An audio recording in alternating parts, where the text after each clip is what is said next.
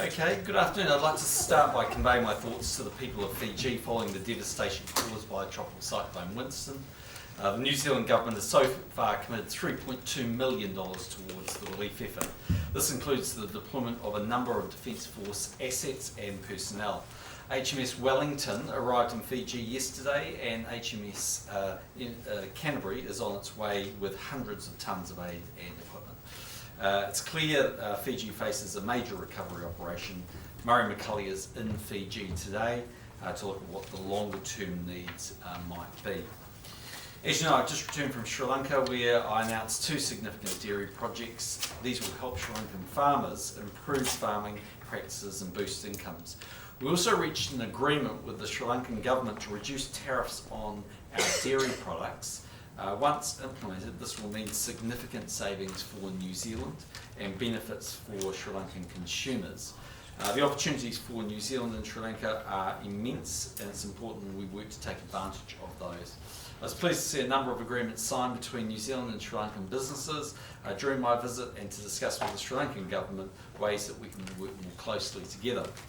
I'm also pleased to see an agreement between Auckland Zoo and the Sri Lankan government, which will see the zoo gifted a new elephant in exchange for helping Sri Lanka improve its own wildlife management. As you will have seen, the government has announced an increase to the minimum wage.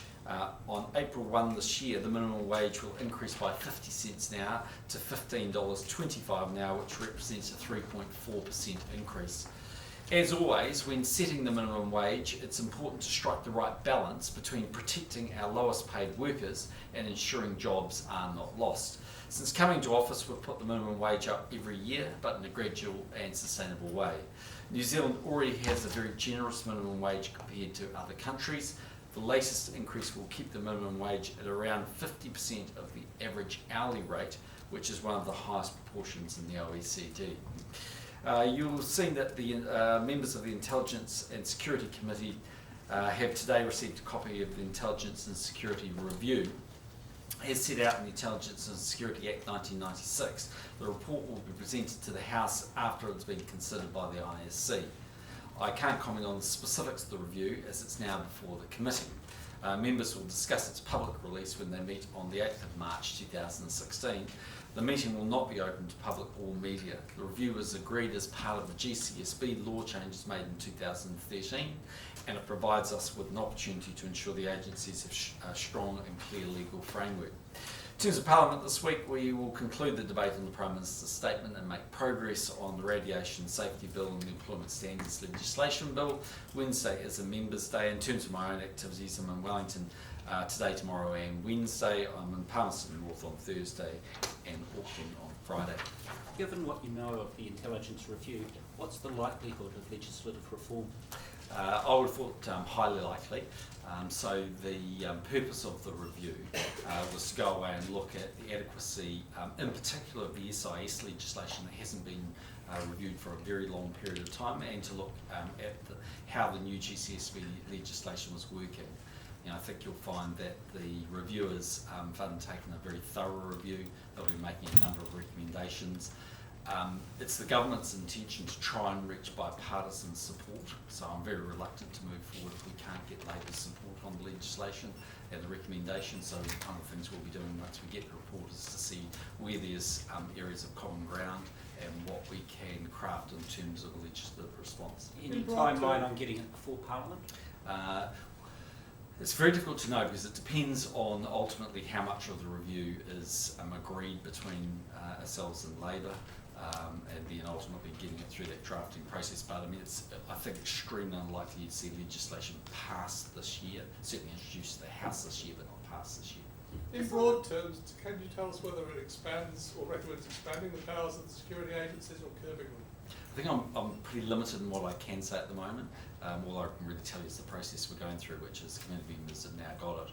We'll be going off to the ISC next week, and then from there we'll be able to publicly release it. It's been written in a way, as I understand it, that's not classified, so you'll be able to read it. I haven't actually seen a copy of it myself yet, so I haven't seen a draft copy, but I did meet with the reviewers, Patsy Reddy and Michael Cullen, over the course of the period. And I think the broadest way I'd describe it is that there's a general perspective that the legislation at the moment is not fit for purpose. I think there are areas where they can see improvement in the way that GCSB and SIS can work together. So there's, I can't say too much more than that, but they're doing their best to come up with something that is both workable, far more practical for the modern environment we're in, and hopefully acceptable to both labour and industry. They're not recommending a merger of those two agencies? I just need to leave all of that to ultimately get to see the report. Do you think it'll be politically controversial given what we've seen previously on the GCSB legislation? One of the instructions we tried to give the reviewers is to see if they could come up with some recommendations that not only worked but could meet common ground. Because I haven't had an opportunity to read the report yet, I'm not sure whether they've achieved that objective. But there has up until the point where the GCSB legislation was passed, bipartisan support for intelligence legislation. And my preference is to try and get an outcome from this review that will lead to improving the current legislation, but also get that bipartisan support reinstated. On the living wage and minimum wage, the living wage is today being set at $9.80, obviously versus $15.25. Yep. That gap seems rather large. Could the government ever close that? Well, I can't tell you whether it's been closing it over the last 7 years. I just haven't seen any analysis in that. But I don't tend to spend much time focusing on the living wage. To be frank, the rate that we can control is the minimum wage. And every year we've put the minimum wage up. As I said in my remarks, the real balance here is trying to make sure that we don't cost people their jobs. So the advice that we have from MB is that if the living wage was adopted at broadly just under $20 an hour, it would impact an estimated 30 to 35,000 jobs. That's the sort of estimates that they make. So obviously, as Prime Minister, my responsibilities are to try as best I can to raise the minimum wage while not putting at risk those jobs. The Department of Labour advice, or the MB advice, is that at $15.25 it won't put any pressure on current employment. Do you accept that it's still a struggle for people to live on that? For sure, but I think it's important to acknowledge a number of things. So for lower income New Zealanders, their paid employment is, generally speaking, only part of what they receive. So they're often in receipt of working for families, they're often in receipt of income-related rents, they're often in receipt of other support from the government. I think it's also important to understand with the minimum wage that there's, we think because we're moving at this 50 cents from $14.75 to $15.25, it affects about 150,000 employees. So the higher you go, the more people obviously catch in the net that you're increasing. And there's generally a flow on to those that, for instance, say are currently earning $15.50 an hour. You'd expect to see them bumped up over time. But it is a balance. Again, if you look at the profile of people earning 15 or earning the minimum wage, there's a variety that sometimes are often people starting out in employment. So not always the case, but often people, for instance, starting work at maybe a takeaway outlet or something like that. It's not always the case, but it's sometimes the case. So it just depends on the demographics. You said that we have one of the most generous minimum wage in the world. Who are you comparing us to?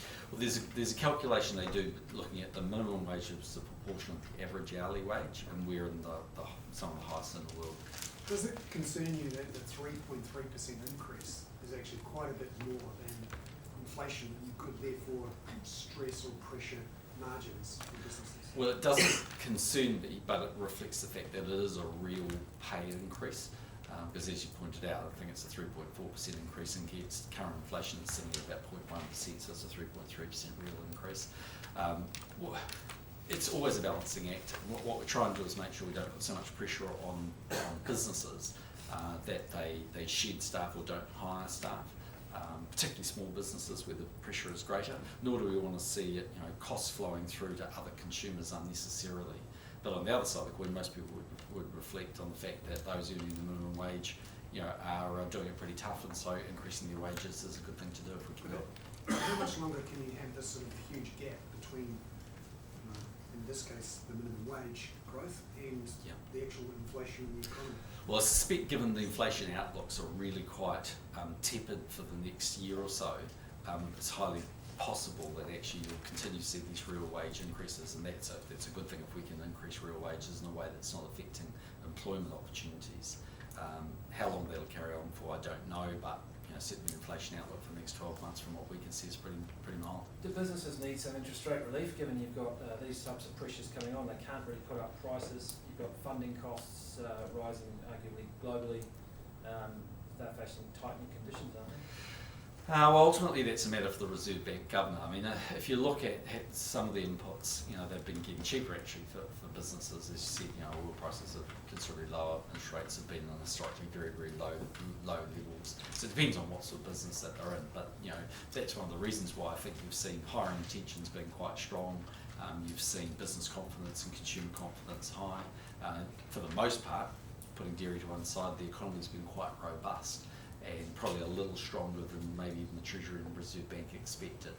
As I said, it really is a balancing act here. We're just trying to make sure that we push wages up as fast as we practically can, but on the other side of the coin, keep people employed. You said a couple of years ago now that fair value of the currency was 65. Do you stand by that now, or is it too high? Probably I'll just leave it for any future predictions, but as I said, it's for the Reserve Bank governor and ultimately for the markets that are too Well, much. just on currency, is the currency too high? It doesn't seem to have come back to reflect the dairy price, has it?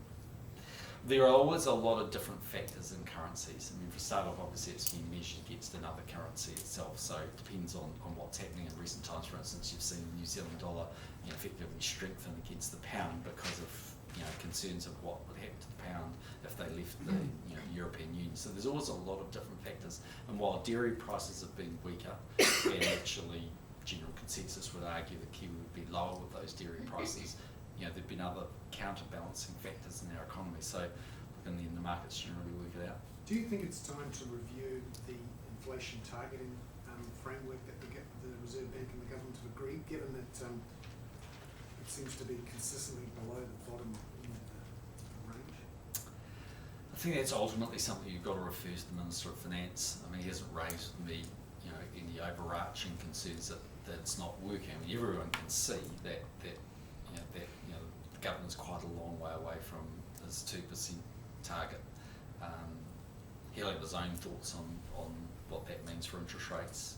And as I've so often said before, in reality, he's trying to set interest rates for what he thinks inflation will be in the 12 to 18 month period in the future. So it's not quite as simple as saying what it is today, it's what his expectations might be.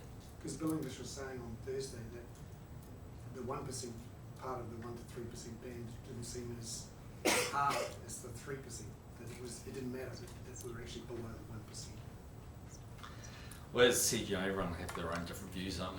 Seeing some bank economists coming out today saying they expected to see interest rate cuts because inflation is much lower than what they'd anticipated. I leave that for the governor and the bank economists to find out. Are you aware of any plans to close the rail line north of Whangarei? I think it's the opposite. I don't think there's any plans to close it. Kiwi Rail over the course of time is always looking at its business like any good business does to see where there are potentially efficiencies or gains, or where they're making money or where they're not making money. And I think as part of that, it's identified some lines which are not profitable enough. The Northland line fits within that. But my understanding is the decision's been made to continue to keep the Northland line open. So is it making money, is it? I don't think so, no. Do you think it was worthwhile for the Defence Force to take defamation action against John Stevenson, given its racked up cost of $1 million now? Well, I think it was the other way around, wasn't it? John Stevenson took defamation against New Zealand Defence Force. But You don't get a choice in that. Do you stand by your criticisms of John Stevenson as being incredible, given the outcome of this case? Yeah, I stand by all the comments I've made, yeah. is that based on his reporting or something else? I'm not going to go into the details why. Do you have any What concern? advice did you receive with regards to John Stevenson's credibility? Well, I've got my own experiences and I'll keep it to myself. Have you seen the explanation about this Afghan commander who was brought over? His claims didn't stack up in court, and now he seems to be still in the country. No. And any concerns that he may have essentially used this trial to resettle in New Zealand? Well, that would be concerning, but you'd need to take it up with the Minister of Defence. Have you asked him for any explanation? I haven't, no. Prime Minister, just on the melanoma drug key trader, the petition's due to be presented to Parliament tomorrow. Has there been any movement on funding that? No, not in the short term that I'm aware of, but Pharmac's always looking at which drugs it thinks it should fund in which particular order. we're also going through the budget process now, as you'd expect. And so, there's obviously a high expectation that there'll be more money for health and potentially therefore more money for farming. So I'm not going to rule out that it gets funded in the future. At the moment, that's in the hands of farming to decide on an efficacy basis which drugs it thinks it should fund and which ones it doesn't. Some people are comparing the cost of the drug to how much has been spent on the flag referendum. Do you think the flag funding would have been better directed toward farming, so it could fund it? Well, the government spends $73 billion a year, so there'll always be a mixture of views about what priorities should be there or what shouldn't. I mean, the flag debate is a debate about the nationhood of New Zealand. And I think from time to time there's a cost that's incurred by that. On that basis, if people are concerned about spending money, you would never have a debate about those, or a unilateral decision would be made by either me as Prime Minister or by the government to make changes on constitutional matters. My own personal view is that I don't think the government should do that. I mean, on that basis, the government might change to a 4-year term, or it might, do all manner of things, which a whole lot of New Zealanders, I think, rightfully would say that's not the responsibility of the government. It's actually the right of the people to decide. So you can't avoid that sort of expenditure if you want to have a debate on those issues. So you think that sort of expenditure is more important than saving? I didn't say that. What I said was the government spends $73 billion and there's always a range of different views. In the end, we put $800 million a year into farming. It's a substantial increase in what we've ever put in before. There's a range of different drugs that they decide to fund, and actually there's a range of different drugs that fit within that melanoma area. I mean, I think what you are going to see is not just a debate about the merits of Keytruda or any other drug that's sitting in the melanoma space, but you're going to see a much more intensified debate over the years over different biologics, because what we know is that the industry is creating more of these drugs, and they're likely to have a degree of success with people, and therefore there'll be campaigns I think quite actively run to get the government to fund those. On the other side of the coin, just caution I'd make is simply they're very expensive, and the reason for that is that drug companies spend so much money on R&D that they have to charge a lot to recover them. So this isn't an isolated debate to Keytruda. You're going to see it increasingly in the years to come. But is the budget really keeping up with those revolutionary developments in pharmaceuticals? Well, it's been a reasonably significant increase. I think about 120 odd million in recent years, but you can always spend more, and we're not ruling out spending more in the next budget. And just on the flag referendum kicks off this week, Winston Peters has said that immigrants shouldn't be allowed to vote. What's your response to that? Well, it's the sort of thing that Winston would say. On Dr. Ranganui Walker, what's his legacy been for the country? Oh, I think he's been a great academic and has had a very clear and precise view about Māori, its history, and he's left a great legacy for others to learn from. I engaged with him on numerous occasions over the years.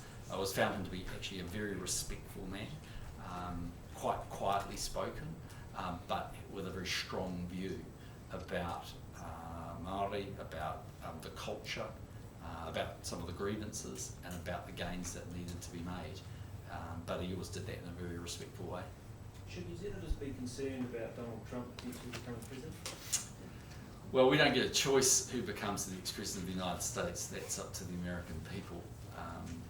As I think I said on one of my morning media outlets this morning, I mean, in the end, whoever becomes the next president of the United States of America, I'll be trying to work constructively with. I do that with every country that we have a relationship with, and that's because that's my responsibility. But who becomes president, leave that to the good people of America to decide. Do you think you can have a constructive relationship with Trump? Well, whoever becomes the next president of the United States, I'm going to try and work closely with. I mean, that's my responsibility, and that's been true across the many Australian prime ministers I've had to work with. Have you ever met him before? No. Does it worry you that he's anti-TPP? Well, I take all of the slogans that are made on the campaign trail with a grain of salt, to be frank. Can you see yourself playing golf with Donald Trump? Do I visualise that? Well, let's wait and see who wins the election first. He's built quite a few golf courses. Yeah, some pretty good ones too, I think. So you don't have an opinion on that, but you do have an opinion about Britain staying in the EU? Well, it's not for me to choose the next president of the United States of America. I mean, that is for the No, people. I'm asking about the EU. Yeah, okay. Well, you're saying I've got an opinion on one thing and not another. I was going to say the reason I've got an opinion on whether Britain should stay in the EU is in the end it's for the people of Britain to decide. The point I've simply been making is that when Britain is part of the EU, it gives us a strong and supportive voice in the EU. And as you know, at the moment we're trying to go through a free trade agreement negotiation with the EU. Britain, along with Germany, has been one of the really strong supporters of our case. So on balance, I think if you're asking from New Zealand's perspective, are we better off with Britain as part of the EU or worse off? I think on balance we're better off, but again, British people will decide whether they want to stay or go. On Auckland housing, would the government consider intervening in Auckland if, for example, the council couldn't agree a unitary plan to either impose commissioners or get some sort of interim legislation because the special housing areas lapse in September? So if I recall the summary of Bill English's comments last week accurate, I think he said, look, in the end, potentially, all options are on the table, but in the end, I think most Aucklanders understand that the city needs to go out and the city will actually need to go up. My understanding of why some of the councillors voted against the unitary plan was partly about the process. I suspect partly it's election year, there'll be a range of different views. But actually, Auckland is going to grow as a city and it needs to accommodate more people. There, like everything in life, will be a happy medium and a happy way through the answer to this. And I suspect those councillors are going to have to find an answer because in the end, they're charged with the responsibility of governing Auckland in a way that can accommodate the needs of Auckland. And the brutal reality is Auckland needs to accommodate a lot more people. So they are going to have to address those issues. How they do it, I don't know. If they can't find a solution, could the government do something? Well, technically, but we'd prefer obviously that Auckland Council could find a way through its own problems. How do you Sri rate Lanka. John Molino's chances in the race? Sorry, one more time? How do you rate John Molino's chances in the race? Well, I could offer you a view, but probably I shouldn't. I was about to, but it would be against my better judgment. Well, we'll leave it to the good people of Auckland to decide. In Sri Lanka, is there still any animosity towards Fonterra after the DCD scare in 2013? No, actually the chairman of Fonterra came with us to Sri Lanka, got a good reception up there. The gains that we potentially negotiated with Sri Lanka, I only say potentially because ultimately they're quite their current tariff rates are considerably above the WTO rates, and the commitment they've given is to reduce them by the middle of this year to the WTO rates. If that happens, are very significant for dairy farmers, and so it's potentially a really good outcome. But like everything, we just have to actually see that action. I think it will happen. I accept them at their word, but I just need to see it actually in practice. So I don't think there's any hard feelings there. Also, we visited the model farm that Fonterra's got there. To give you some idea of the sort of numbers, the average New Zealand dairy cow produces about 18 litres of milk. The average Sri Lankan one produces about 4. So you can see the enormous opportunities if we can pass that technology and transfer that technology and know-how to Sri Lankan farmers to improve their output and therefore the wealth of their farmers. And we actually met a bunch of farmers that have been doing exactly that. Using New Zealand technology, using funding that's coming from New Zealand to benefit their farms. So I think New Zealand's held in very high regard there. Is that 18 litres a day? So they were the numbers they told us, yeah. Do you still believe that the medium-term outlook for dairy is good? There's been a number of commentators suggesting that there's been a structural change and that the world's going to be awash with milk for quite some time. I don't think that's right. I might be proved to be wrong, but anyway, for what it's worth. If you look at what's happening with dairy, I think it's largely an output issue out of Europe. I don't think it's so much what's happening in China. China had a build-up in inventories, but I understand China's slowly back in buying again now.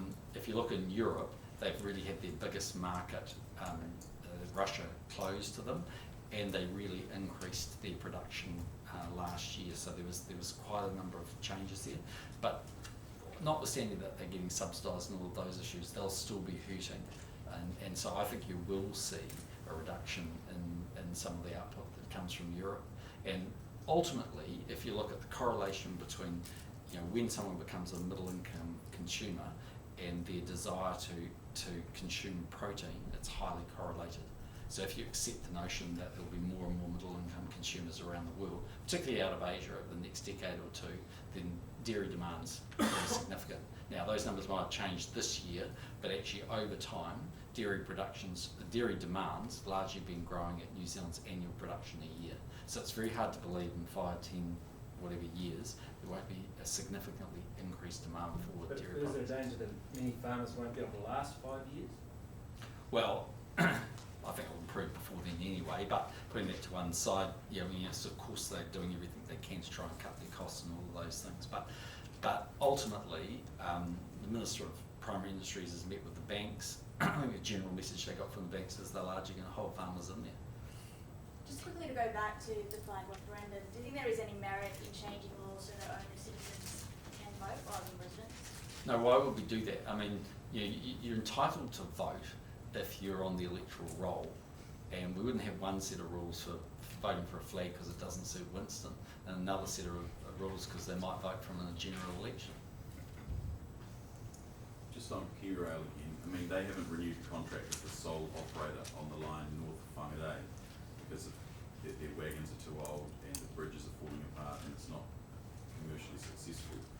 So in September there's going to be no trains on that line and it's going to sit there with nothing using it. I don't think that's necessarily quite right, but you need to direct those questions at KiwiRail. I mean, my understanding of it is they're keeping the Northland line running. That's the advice my office has received, and stand by that. Do you think KiwiRail's being honest with you guys? Because I mean, we've got leaked documents saying that that's the case. We got an email, and an email reflects that one person's perspective, and we asked KiwiRail, as we always do, because by the way we poured about $1 billion into them in the last few years, to give us an update on how they could be a little bit more efficient and have a lower burn rate. And they came back with a whole bunch of potential suggestions, some of which were never going to be acceptable to the government. And so there's no great surprise that they put up some Washington monuments, but at the end of the day, that's the way it works. And my advice is it's not getting close. Have you picked up the phone yet to talk to Frank Bainimarama? I haven't. The main reason is I've been obviously talking to the Foreign Minister, who's been talking to his counterpart a lot. I did sort of make the suggestions that it's not possible I'd go up there, but I think in the very short term. But I think at the moment we're just trying to, as best we can, not get in the way, but be there to be as supportive as we can. I think it's highly likely you'll see the Foreign Minister announcing even more support today as a result of his visit of being there. We're very committed to trying to help the Fijian people, so certainly I'm not opposed to giving Frank a ring. I'd more than happily do that, and so I'm more than happy to go and visit him, but we just want to make sure we don't get in the way. Okay.